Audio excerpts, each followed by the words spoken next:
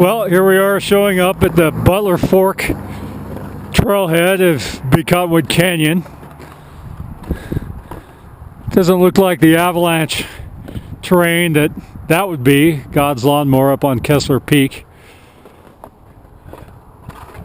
But we're actually going to be heading into avalanche terrain within just 2 minutes of the trailhead.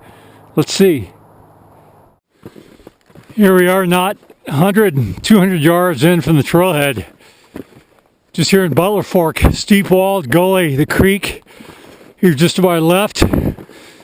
It was about 4 years ago, two very strong skiers with the University of Utah were skiing in Butler and came out at the end of the day and triggered an avalanche here that pulled out above them.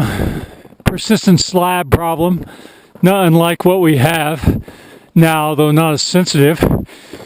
They triggered it here, pulled out above them, buried the two of them up to their waists. But that's not all. We'll keep going.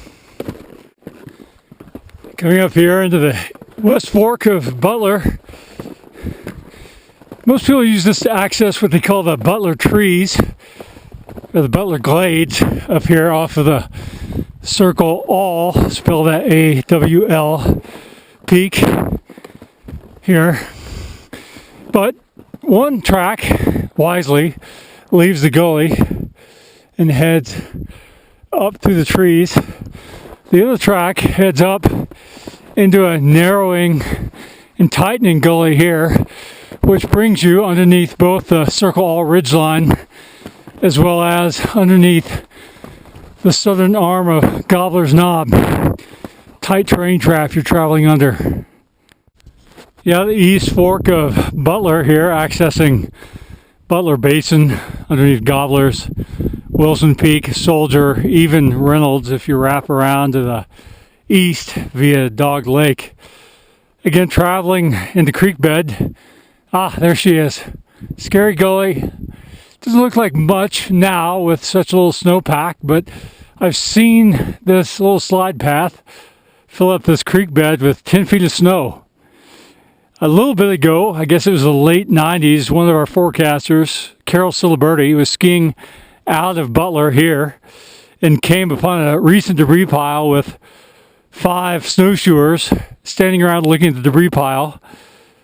And she comes to find that one of the snowshoers is buried deeply within that. Nobody had any gear. Beacons, shovels, probes. She hastily had them create a probe line using ski poles and so forth, and they were able to probe the woman and pull her out and saved her life. Scary gully. Again, terrain traps, generally not a good idea to be traveling down in the bottom of creek beds, and particularly more so when the danger is considerable, when naturals are occurring, when you can trigger the avalanche down on top of yourself when there's a persistent slab problem, or if others are traveling above you.